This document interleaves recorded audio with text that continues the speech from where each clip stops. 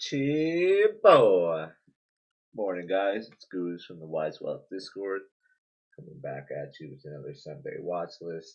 It's about 6 in the morning. Just getting locked in this morning. Really excited for the week ahead. Got some big red folder news coming up. We'll go over that first. This morning, we got flash manufacturing PMI, flash services PMI for retail sales. A lot of people like to use this as like a indicator of the strength of the consumer. You could use that through earnings like Costco and certain retailers out there. Tuesday, not much going on. That is the retail sales. I didn't really read that. That's Tuesday. Monday this morning is the flash manufacturing and flash services PMI. Wednesday, that's the big day. As you can see, the federal funds rate, economic projections, FOMC. I think it's Federal Open Market Committee or something like that. That's what FOMC stands for. Final GDP quarter over quarter. Unemployment claims Thursday, the next day. And then we got core PCE, get a better look at inflation. That's been kind of ticking up. These will be really big on Wednesday, Thursday, so be careful in the middle of the week. I'm going to show you some of the levels we're looking at. When these things do happen, FOMC is never really, something you want to trade with or against. So be careful. We've had a great year so far. We don't want to risk it all just for a little bit of extra cash. Some levels do look still very bullish, though. I'm going into the week just neutral. Things are going sideways. You don't really know what FOMC is going to bring. They could say something stupid and bring the whole market down. That's not of our concern right now. I do think things are still structurally bullish. This is the 4 hour. You could see that we did break through last week, and now we're just ranging. So anything above 609, 610 in the Qs, we're definitely going to keep going higher, maybe get to that 620 level before the end of the year. Oh, this is SPY. Sorry, I had mentioned that's the Qs. On SPY, you can start to reach towards the 620 level if it breaks through. A little bit weaker compared to the Qs last week, but if we start to get to below the 600 level, then we can start to test the 585, would be the next area of support, somewhere right around there. So we got some levels to play off of. If it does consolidate here, then we could start to see the ultimate trend start to be tested around the 575, 580 level. We'll just have to wait and see. It's hard to predict some of these macro environments. That's why I just make these videos, give you guys some levels to watch throughout the week, see how they react off of them. Qs is obviously the stronger of the two. You can see that it's up towards the top of the range. If we can get above the 534 level, that can start to work in the 540, 545. If we get below 525, 526, then we're starting to work our range back to 520. Anything below that, then you go back to these previous levels at 515. So about 515 and the downside, 520, 520, 515. Anything above would be breakout to the upside. Sorry, I don't know why this green line isn't posting. Breakout to the upside about 533 to go get more. 540 would be a good target up there. Start another range. It is actually really incredible how bullish we have been. I don't know how much longer I expect this to go on. My target was around January. You never could really predict the top or the bottom perfectly, but we shall see. Excuse me. Beautiful levels to play off of, though, and all those red folder news. There's definitely going to be some volatility, so we'll see how we play out. IWM, I still think looks pretty bullish. I know it's been weak compared to most of the overall market. Obviously needed kind of a pullback, and it's coming right back into this confluence zone where this was a huge point of resistance. There's one denial, two, three, four, five, six. So it had 6 denials before it broke above, and then it came and created that support there. So now it's coming right back into it. So I'm hoping for it to come test maybe the 230 level, and then it would be a good spot. I did want to mention yields because the 10-year yield it often follows pretty heavily. Jimmy posted this weekly chart in the Discord. but you can see that it's kind of bull flagging right now. If it does break out of that, the IWM is going to get absolutely smoked. It's coming right back down. Probably this 200-day moving average.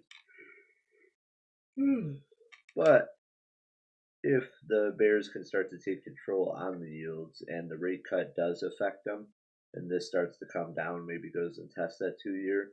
This right here in November 18th, when this started dropping, that's when IWM had its significant rise. So that's the correlation, is like when yields are dropping significantly, a big move either up or down, then IWM is going to be affected. As you see the last week, the 10-year has just been skyrocketing and IWM has been bleeding. And it's like vice versa. So now it's coming into this confluence zone of support. The 10-year is at a big resistance level that I kind of think that could be somewhat bullish for IWM leading into the end of the year. That's just my, thesis. It doesn't have to play out like that. I'm still going to play price action. But if it does start to build a bullish structure here with the higher high, higher low, it could start to work its way up towards the high range of 245. So we'll see how it plays out. As I always say, we very well will see. Bitcoin with some bullish news with Trump and its supporters. It's always just wants to keep going higher. I mean, there's not really much holding Bitcoin down. Blue skies above. It is a little bit of a rising wedge. I don't think it's anything of concern. Even if it does, there's still a lot of momentum behind it. It's probably just waiting for its next leg higher. And maybe 120 by the end of the year. Who knows? These are all very bold little call outs. Apple still continuing its strength. Overstretched, obviously. I'm not really, going to sit here and try and call for a cold pullback or anything insane. But if it does start to break below, you have quite a bit of consolidation areas to play off of. If it breaks below 245, you have right here where it's consolidating at 240, 243. Breaks below that, you got 235. So a lot of areas of support. It's building out and basing. If you get above the 250 level, then you're golden, cooking. I don't know where my RSI went. I will pull up. No. Let's see. Sorry, I'm getting a little distracted here. Relative strength index. Looks a little different than I usually have, but you can see that some of these are starting to form a lot of divergences. That's kind of what's making me nervous, is like it's starting to come down, but it's still forming higher highs, higher lows on most of these stocks. Nvidia is coming. Let me don't skip over Microsoft maybe. Microsoft was in this range. It's still kind of breaking out. I'm not a huge fan of these straight up moves where there's just not really much consolidation. Just kind of keeps going. Above, just range highs, 450, we could start to cook, and get back to all-time highs at the 470 level. If this straight up action does stop and you stop this little trend here, then you could start to possibly see it break back into this bottom end of the trend at 400. Not calling for anything bearish yet, but at some point, there's going to be that pullback. I think we, like Jimmy said in the Discord as well, we could just keep hammering the upside until it doesn't. Yeah, you might get that one losing trade, but that's why we have our risk tolerance, so we don't lose our whole account in that one trade that we do lose. Nvidia, I called this out with the right shoulder. It's still forming this out, so I think that's where a big catalyst is like our semi is going to start to get some love. We shall see. We have MU earnings this week as well. Micron, that's a big one. AVGO was huge last week and it popped pretty well.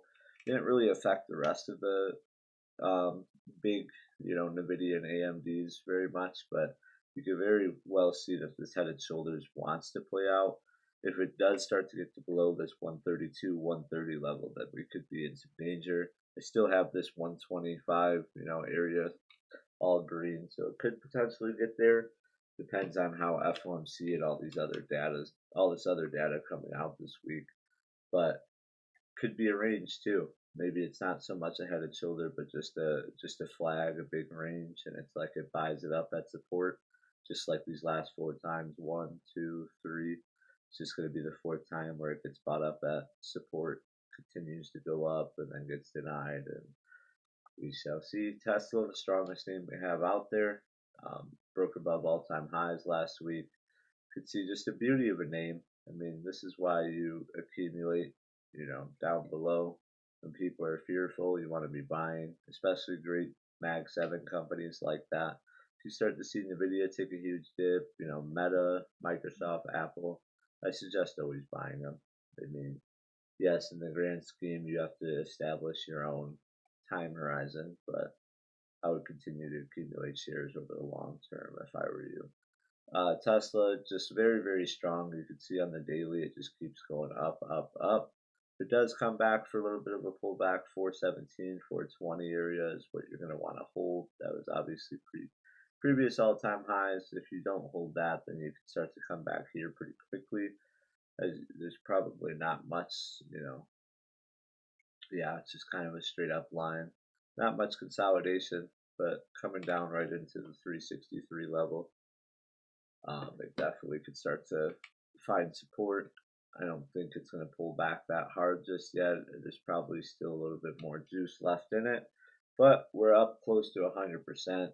I'm up over 100% from commons, but just from this break alone, like getting out of the overall downtrend that it was in, it's been a pretty massive move. So at some point, you're going to get that pullback, that correction on the stock when people start to take profits. It's 85% in 40 days, so like a month and 10 days, pretty much. You got 85% gain. It's pretty incredible. RSI is kind of up there, but as you can see, it can tend to stay up there for a little while. So we'll just see how that plays out. Meta, still kind of like I'm not really a huge fan of the divergence that's going on. You can see on the RSI right here, clear lower lows, lower highs, but then on the charts it shows higher highs, higher lows. So that's showing a weakening in trend and a possible reversal. It doesn't mean it has to be instantaneous, but it is something I keep an eye out if I want to short. So my short entry would be below 610. If it starts to break below this 610 area, and it's got the big divergence, that's a good, confluence area to possibly short. I'm not a financial advisor, so don't take what I'm saying as, financial advice. Always concerned with your own risk and stuff like that. That's just how I trade. AMD, it's coming right into this big support level. Like I said, Micron has earnings. If they do well, maybe that could lead the rest of the chip stocks to start to get a little bit of love. Because as you can see, NVIDIA has been dropping down, AMD has been dropping down. So hopefully they find the support here. This is a big confluence level. They like to, if you could see, like on the bottom, they like to go sideways for a few days. Sideways for a few days. So all you really want to see is for it to build out a base and build some support here. You don't want it to, just be a straight V, because that's probably not the best, healthiest move. But yeah, you just kind of want to see it start to go sideways. You want to see a lot of candles holding this 128 level. If we start to lose 124, 123, that's where the area of concern is, where the support is no longer valid. But it could be a nice double bottom right here. You can see that this was a big point of support. Could come right back into a double bottom, and then boom, start like a W-shaped type pattern going into the top of the trend line. We'll see. I did personally start to buy and accumulate some option calls on it. Very, very cheap position. I think they were like 20 or 30 bucks per contract for 150s, I believe, or 155s, somewhere in the top of this channel for January. So we'll see. I mean, I'm not saying it's gonna, jump considerable amount, but I don't think 10% is like a crazy ask out of it. 10% would be right up into the 140 range. It really wouldn't be too bad if, some of these semiconductors start to show love throughout this Christmas rally. Google coming right back in. It's testing these all-time highs right now. Peaked its head. Sorry. Peaked its head above. All-time highs came right back in. Pretty typical, action. I don't think it's bearish in any way. So see how it plays out. I don't really trade Google like that. I do know it's a great company and they have lots of things going for it. It just For me, it doesn't move like that. I don't know. I've been really seeing great, like crazy movement. Obviously, when you have their big quantum computing chip came out, that's where you start to see big candles. But typically, these dailies really aren't that big. I watch it because it's a huge, very profitable, very big, company. So I watch a lot of the big cap, mega cap stocks just because that's what moves. Amazon coming right into a beautiful bull flag. Looks great. Basing still. So we'll see if it breaks below 227. You got to get below the 224 level. Boom, sell. If you get above the 230, 231 level, that's going to be a good buy, and it's going to go for its next leg higher. As you can see, most of these stocks are in a very good bull trend. Like, there's not much to be bearish about. Everyone, for some reason, hates this bull market. It's like the most hated bull market ever because everyone's expecting the downturn and it just keeps going up. And it's like once everyone throws the towel in, all the bears are like, "Yep, we throw it in. We're done." That's when things are gonna get sketchy. So the more you keep trying to like time the top, I mean, it's not gonna be that great. But huge divergence on Netflix.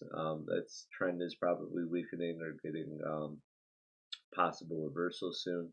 You can see that it's clearly setting higher highs, higher lows, higher highs, higher lows. But the RSI isn't agreeing with it. Lower high, lower low, lower high, lower low. Just showing you divergence. That's kind of how I start to, get weary about the market, thinking pullbacks are going to come. They can last for weeks. I was showing you divergences last week and we still continue higher.